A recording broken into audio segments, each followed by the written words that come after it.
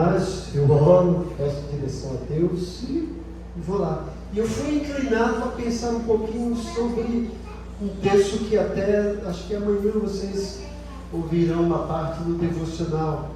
E eu gostaria que vocês abrissem suas Bíblias em 1 Tessalonicenses, capítulo 5, versículos 12 a 15.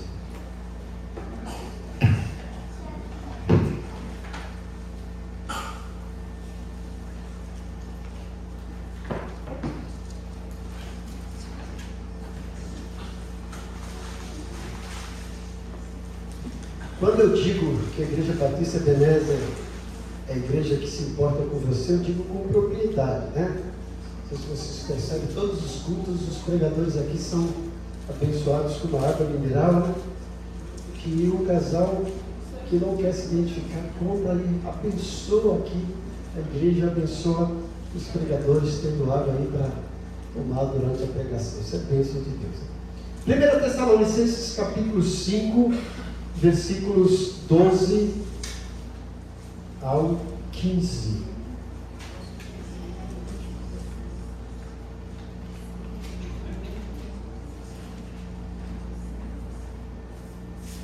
Você vai ver que está no final da carta e algumas Bíblias tem um títulozinho assim, instruções finais, conselhos finais. Como é que está o título das Bíblias de vocês aí? Tem título na Bíblia de vocês? Conselhos diversos. Votos e saudações. Votos e saudações. Alguém tem instruções finais? Instruções finais. Mas como é que está aí, Márcia Cristina? Qual que é a dela mesmo? Conselhos diversos, votos e saudações. Isso. Como é que está aí, Novaes? Não tem título, né? Então, na minha Bíblia ele veio dar instruções finais, né? E eu gostaria de trazer para vocês, não instruções finais, mas algumas instruções da palavra de Deus.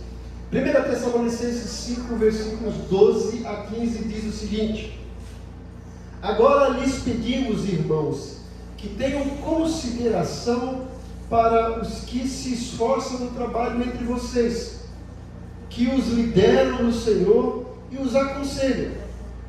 Tenham-nos na mais alta estima, com amor, por causa do trabalho deles.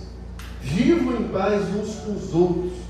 Exortamos vocês, irmãos, a que advirtam os ociosos, confortem os desanimados, auxiliem os fracos, sejam pacientes com todos.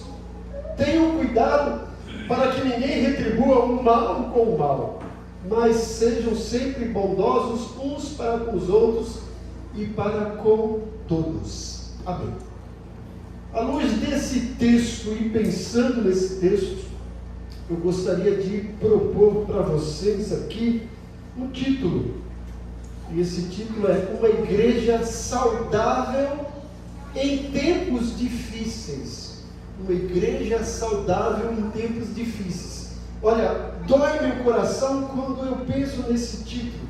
Uma igreja saudável. Vocês falam, poxa, pastor, está doendo o coração, mas uma igreja saudável. Porque quando eu penso em igreja saudável, quando a gente adjetiva essa igreja como saudável, significa que existe o contexto, o reverso, o paradoxo. Se existe igreja saudável, é porque existe igreja doente, enferma. Infelizmente, isso é uma grande verdade nos tempos modernos que estamos vivendo, né? Sempre existiu e sempre vai existir igreja doente. Por que se tornou doente? Porque deixou, durante a caminhada da vida cristã, de exercer a sua verdadeira missão, o seu papel, e de cumprir os preceitos da palavra de Deus. Quando a gente olha no livro de Atos, a gente não encontra uma igreja perfeita, encontra falhas, problemas, mas o fato de ter falhas, problemas, não caracterizava a igreja primitiva, a igreja de Atos, como uma igreja doente, como uma igreja enferma. Era uma igreja saudável. E Paulo está escrevendo essa carta para a igreja lá em Tessalônica, né? Ou seja, aos Tessalonicenses. E olhando para esse texto, Paulo trata de diversos assuntos, principalmente sobre a volta do Senhor, e ele chega aqui nessas orientações finais, no finalzinho da primeira carta, no capítulo 5, traz algumas instruções que são pertinentes, relevantes e aplicáveis, tanto na igreja de Tessalônica, por volta lá do ano 54, quanto para a igreja Batista Ebenezer em 2026, e para qualquer igreja em qualquer lugar do mundo em 2026 ou qualquer data anterior ou posterior. São instruções concretas e que devem ser seguidas para que tenhamos uma igreja saudável. As marcas de uma igreja visível espiritualmente, ou espiritualmente, as marcas visíveis de uma igreja espiritualmente saudável. À luz desse texto nós encontramos o quê? Quais são essas marcas? Respeito à liderança, unidade no corpo e amor prático entre os irmãos. Veja que Paulo vai falar aqui sobre o relacionamento. O maior problema que as igrejas enfrentam hoje é problemas de relacionamentos. Às vezes a igreja não se relaciona com o pastor, um irmão não se relaciona com outro irmão, isso não deveria existir. Paulo fala isso em Coríntios, olha, não deveria existir, mas já que existe, vamos tratar. Os maiores problemas da igreja são problemas de relacionamento. Se as pessoas realmente levassem a sério, né? Haja visto aquele ditado que tinha antes, acho que era um comercial, não sei se era de bolacha, dizia: Jesus disse que nos amássemos e não que nos amassemos, né? Mas infelizmente não acontece isso. Mas o objetivo hoje é levar cada um de nós como igreja a compreender que espiritualidade verdadeira não se mede apenas por dons ou por emoções, mas por relacionamentos saudáveis, atitudes maduras e amor ativo. Olha, essas três marcas. Veja, as marcas de uma igreja saudável, espiritualmente sadia, não são os dons espirituais, a manifestação dos dons espirituais, as emoções, aquilo tudo que acontece em algumas igrejas, não são isso. Mas são o quê? Relacionamentos saudáveis, atitudes maduras e amor ativo. Um amor em ação, não apenas um amor fictício, um amor teórico. E nós estamos vivendo dias em que muitos falam de crescimento da igreja, de avivamento, de poder espiritual, de autoridade. A gente escuta esses pregadores dizendo: olha, você está debaixo de autoridade, eu estou liberando uma palavra profética para você. E a gente vê isso, mas quando a gente vai ver o contexto dessas igrejas, misericórdia, a gente fala: que é isso, né? Mas aqui o apóstolo Paulo nos ensina que uma igreja verdadeiramente madura começa dentro, nos relacionamentos, na postura e no modo como tratamos uns aos outros. E às vezes a gente vê tanto espetáculo, essas igrejas, tanta coisa, né, que não deixa de ser bom. Mas por trás disso, como é que estão os relacionamentos dos irmãos? Como é que está a estabilidade doutrinária, a maturidade dessas pessoas? Muitos não têm nem certeza de salvação. Muitos vivem a vida nesse oba-oba, mas não cresceu espiritualmente.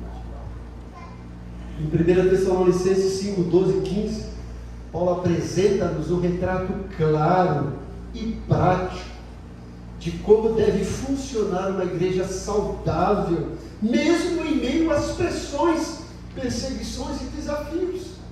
Quando a gente olha aqui e fala: olha, eles estavam vivendo tempos áureos maravilhosos. Não, tempos difíceis, debaixo de uma tirania do Império Romano, de uma pressão dos grupos religiosos judaizantes, de falsos mestres, falsos profetas. Tudo isso permeava a parte externa e até a parte interna da igreja de Tessalônica, como de outras. E havia ainda muitas profetadas naquela época, como existe hoje, né? Sempre que está chegando o final do ano, a gente escuta essas pessoas que se postulam porta-vozes de Deus, trazendo profecias. Olha, eu estou liberando uma palavra, Deus me mostrou. Cuidado com isso, gente. Não sigam isso, pautado na palavra. Aqui em Tessalônica também estava acontecendo. Surgiu um boato lá que Jesus tinha voltado. Veja que Paulo vai corrigir isso na segunda carta. Ele fala: gente, calma, Eu ensinei isso para vocês, eu escrevi. Isso aí não é doutrina de homens, né? É doutrina de homens que não tem compromisso com Deus. Não é doutrina do céu, não é a palavra de Deus. Não é aquilo que eu ensinei. Havia essas profetadas naquela época. E Paulo orienta a igreja, depois de fazer várias orientações, principalmente sobre a volta do Senhor. E olha, gente, por falar em volta do Senhor, não está mais em tempo de nós brincarmos de serpentes. Jesus disse lá em Mateus sobre o princípio de dores. Quando vires pai contra filho, filho contra pai, sinais nos céus, guerras e rumores de guerras, sabei que está próxima a vinda do Filho do Homem. Vocês estão vendo? Guerra na Ucrânia, a China tentando invadir Taiwan, Estados Unidos já invadiu Venezuela, Hamas, aquelas, tudo gente aí. Jesus está voltando. É hora de colocar a nossa vida no altar. Então esse texto nos mostra que vida cristã não é teoria, é prática diária. E a primeira marca que a gente vê aqui de uma igreja saudável à luz desse texto está nos versículos 12 e 13. Uma igreja saudável honra sua liderança. Veja que Paulo diz no versículo 12: agora, irmãos, lhes pedimos, tenham consideração para com os que se esforçam no trabalho entre vocês, que os lideram no Senhor e os aconselham. Tenham-nos na mais alta estima, com amor, por causa do trabalho deles. Olha aí. Paulo está dizendo que a primeira marca de uma igreja saudável é o respeito, a honra, a consideração que a igreja tem para com seus líderes.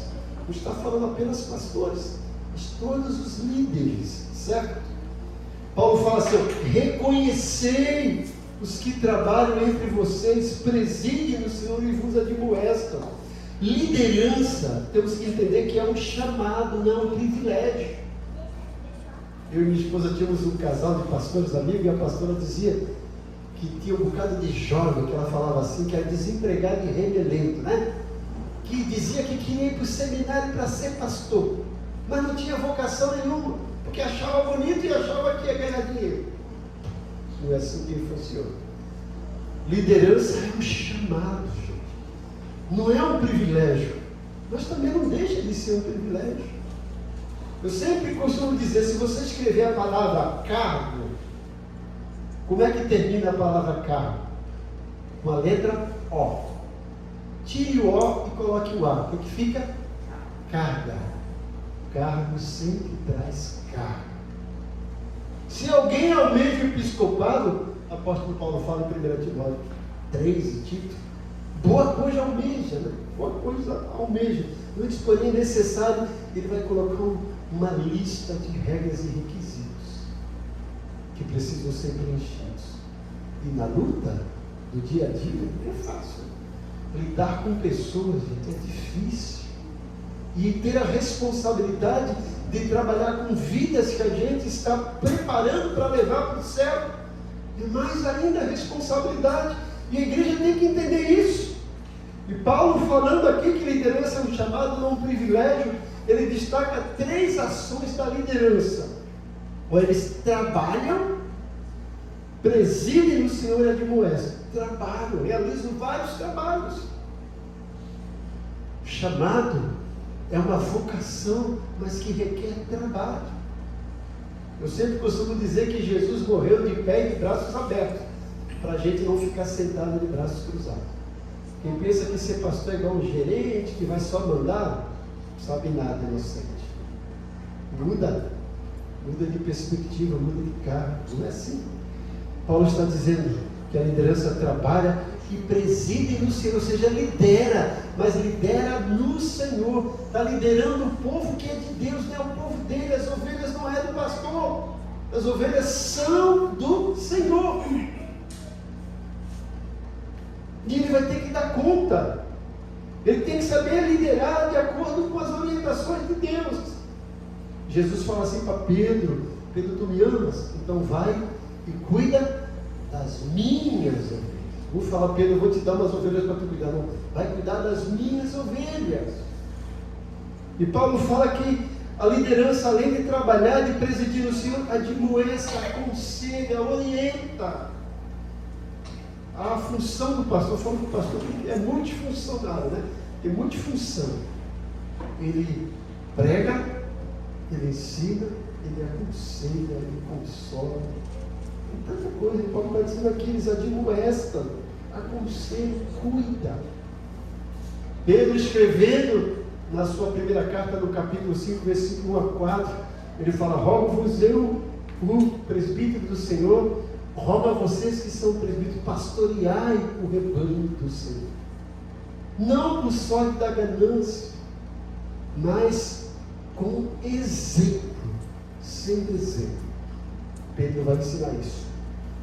Então isso nos mostra, gente, a responsabilidade espiritual. Assumir o pastorado da igreja, assumir um cargo de liderança, não é simplesmente um privilégio, não é status, é uma responsabilidade espiritual, muito mais responsável e dificultosa do que simplesmente você ser um gerente do banco, alguma coisa que você fez que errou, perdeu dinheiro, vai lá e ganha de novo. Agora, lidar com vidas, com alma, é muito mais custoso, muito mais responsável. Então Paulo mostra como a igreja saudável honra a sua liderança. Liderança é um chamado, não um privilégio. A igreja é chamada a reconhecer os seus líderes, valorizar, reconhecer como líderes que foram colocados por Deus. Embora a igreja tenha a sua parte democrática de escolher os seus líderes, mas lembra, são líderes de acordo com a palavra de Deus. É a orientação de Deus para a igreja escolher os seus líderes. E a igreja precisa reconhecer, precisa valorizar e dar valor. Precisa estimar com amor, Paulo fala aqui. E precisa cooperar. Essa palavra cooperar é operar em conjunto, é trabalhar junto. Não competir. Porque infelizmente ainda tem igreja que fala assim, eu já ouvi as pessoas falarem isso. Não, mas isso é função do pastor, ele é pago para isso. Gente, isso é uma das piores coisas que o pastor ouve isso. Ele é pago para isso. Isso soa nos ouvidos dele que ele está sendo um mercenário. Ele precisa ser valorizado. Mas ele está trabalhando para a igreja. Pela igreja. Está trabalhando para o Senhor. E a igreja precisa reconhecer, valorizar, estimar com amor e cooperar, ajudar. Se você não concorda, você não é obrigado a concordar, né? Mas olha assim, eu não concordo com isso, mas estou aqui para ajudar. O que eu posso fazer? É para cooperar e não para competir. Onde há desrespeito à liderança, nasce a desordem espiritual. Todo mundo quer fazer aí a sua vontade. Existem muitas igrejas, infelizmente, que estão sem pastores, porque a liderança não sabe valorizar a postura do pastor, a figura do pastor. E acha que tem que ser pastor como eles querem. Coloca aquela cartilha assim. Esquece que tem que ser como Deus quer. Paulo falando para a igreja de Éfeso, os presbíteros, lá em Troade, no capítulo 20 de Atos, ele chama os presbíteros e fala assim, olha, valorizai, cuidai de vós mesmos e do rebanho do Senhor, que Ele comprou com o seu próprio sangue, e que vocês foram escolhidos pelo Espírito Santo. Veja a responsabilidade dos líderes, gente. Cuidar do povo de Deus que foi comprado com sangue. E eles foram escolhidos pelo Espírito Santo. Então a primeira marca de uma igreja saudável é uma igreja que honra a sua liderança. A segunda marca está no versículo 13, que é uma igreja que vive em paz. O versículo 13 termina assim, né? E vivam em paz uns com os outros. Uma igreja saudável vive em paz. Paz aqui não é ausência de conflito, né? Que tudo é maravilha, todo mundo concorda com tudo, né? Não precisa nem fazer assembleia que eu já concordo. Não é isso, né? Seria bom assim, né? Mas não é. Paz aqui não é ausência de conflitos, mas maturidade para resolver os conflitos. Olha, surgiu esse problema, vamos sentar, vamos resolver. Lembra que em Atos 6 surgiu um problema na igreja? Olha, as mulheres judias estão sendo privilegiadas e as gregas estão sendo judiadas na cesta básica. É um problema. Vamos sentar, vamos discutir. Escolha um diácono para fazer isso. Pronto. Isso é paz, é maturidade para resolver os conflitos. Paz exige humildade, paz exige diálogo, conversar, gente, né? Trocar ideias, propor soluções. Eu sempre falo que o crente maduro é aquele que enxerga as dificuldades, mas quando ele vê uma dificuldade, ele não murmura, ele traz propostas para a solução. O crente, eu não falei aqui hoje de manhã na escola dominical, né?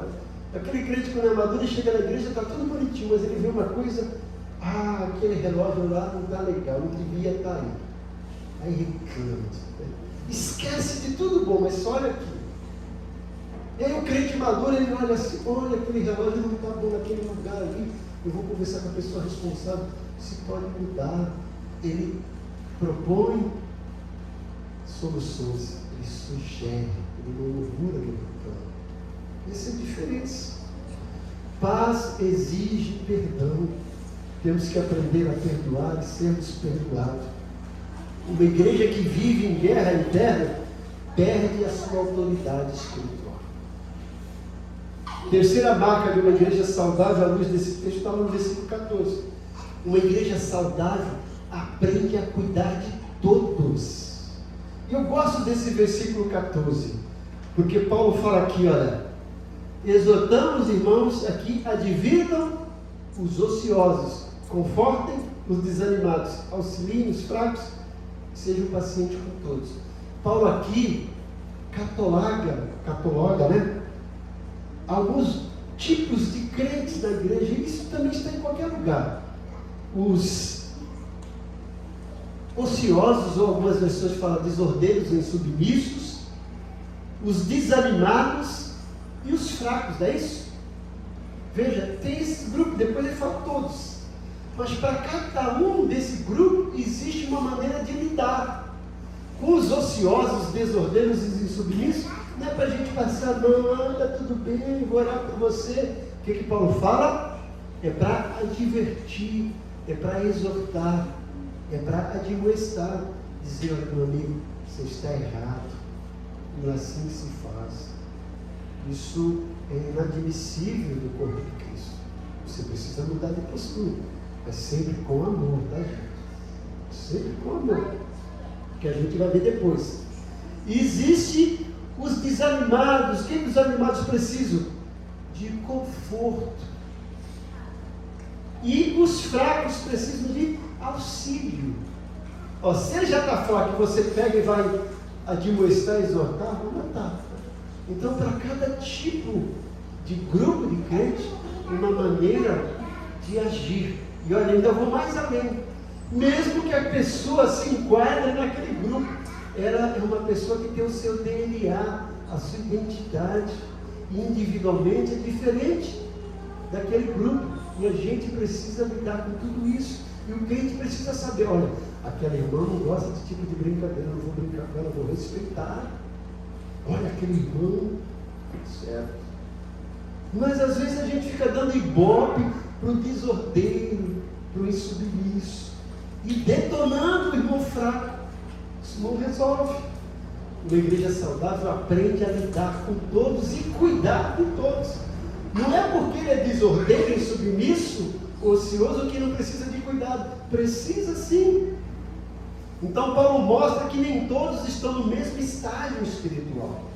Existem os insubmissos, precisam de correção. Existem os desanimados, precisam de consolo. Existem os fracos, precisam de apoio.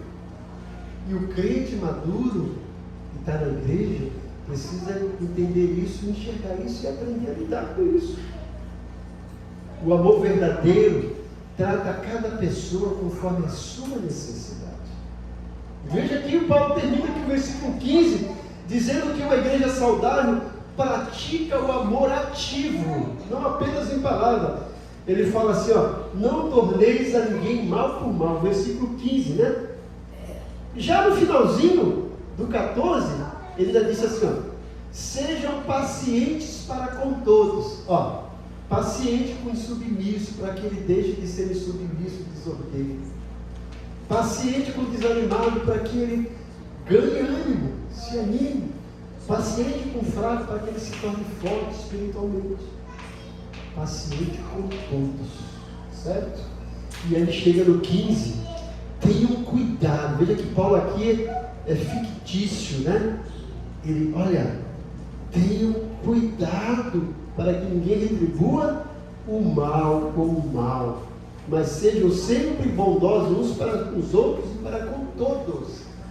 Paulo está dizendo o que eu sempre digo aqui, gente, né? Crente não dá troco, crente dá oferta. Qual é o crente que dá troco? Aquele irmão me fez isso, espera que o dia dele vai chegar, vai ter troco. Crente não faz isso.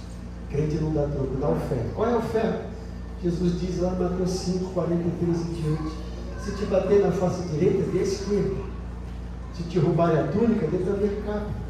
Se te obrigarem a caminhar uma milha, anda com ele 2 milhas. Certo? A gente já falou o que significa cada um desse aspecto aqui. O amor verdadeiro trata cada pessoa conforme a sua necessidade. O cristianismo vai além da reação natural. O crente não revida. Tem aquele ditado, né? Viu aquele camarada? Comigo é assim, não leva desaforo para casa. Não tem que levar desaforo para casa mesmo, tem que resolver. Comigo eu não levo. Eu dou um boi para não entrar numa briga, depois uma boiada para não sair. O crente não é assim, tem que dar uma boiada para não entrar na briga. Não tem que brigar, não. Não revide. Crente não guarda rancor. Crente busca o bem de todos, porque quando você revida, guarda rancor, você está fazendo mal para você mesmo. Você está tomando veneno e pensando que a outra pessoa que vai morrer, você que vai morrer espiritualmente. Então resolva tudo na paz. Tá? Busque o bem de todos. O amor cristão não é sentimento, é decisão. O amor é muito mais do que emoção, é decisão, é razão. Algumas aplicações práticas desse texto para nós, pensando nessas marcas de uma igreja saudável espiritualmente. E aí fica perguntas para nós respondermos para nós mesmos. Como tenho tratado minha liderança espiritual? Eu tenho sido na igreja um agente de paz ou de divisão? Eu tenho cuidado dos fracos da minha igreja ou apenas estou julgando, deixando ele de lado, atirando pedras? Eu tenho vencido o mal com o bem ou tenho respondido mal com o mal? Para a gente pensar. Uma igreja saudável não é perfeita, mas é uma igreja alinhada na palavra de Deus. É uma igreja amorosa, é uma igreja madura, é uma igreja comprometida com o bem, com a palavra do Senhor. Que Deus nos ajude a viver uma fé prática, que glorifique a Cristo dentro e fora da igreja. Que esse texto nos sirva de norte, de bússola, para alinharmos a nossa vida com Deus, da nossa liderança, com o próximo, para que o nome do Senhor seja glorificado e a igreja cresça para a glória do Senhor. Deus não te colocou aqui por acaso. Ele te colocou aqui para você ser tratado e para você tratar o irmão. Eu falo que Deus trabalha com os pés da vida. A palavra, o poder e o povo. Nós temos a palavra de Deus, temos o poder de Deus, temos o povo de Deus, que está aí para nos lixar, para tirar as arestas, para nos deixar liso, para passar o verniz do Espírito Santo e a gente ser apresentado de forma saudável, maravilhosa. Que você se coloque nesse primeiro domingo do ano na presença de Deus, como Isaías: eis-me aqui, envia-me. Me usa, Senhor. Né? Ou aquela música que o Rosa Salomão gosta de cantar. Usa-me, né? Quero ser um vaso, não é isso? Faça isso. Vamos orar agora. Coloque sua vida no altar de Deus. Fala, Senhor, me usa.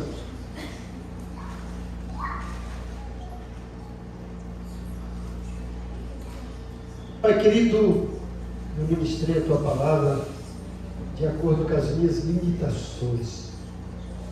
Mas eu sou grato a Ti por poder ter essa responsabilidade, esse privilégio. Eu peço que o Teu Santo Espírito continue a trabalhar nas mentes e corações do Teu povo, para que essas verdades que foram apresentadas aqui sejam aplicadas no dia a dia, na vida de cada uma das pessoas que estão presentes e aquelas que não estão, para que tenhamos aqui uma Ebenezer saudável, conforme o Teu querer, para que possamos crescer tanto em quantidade como em qualidade, para que possamos cada vez mais apresentar a Ti crentes maduros, saudáveis, e uma igreja saudável para a glória do Teu nome. Nós oramos agradecidos em nome de Jesus. Amém. Quero fazer um comunicado.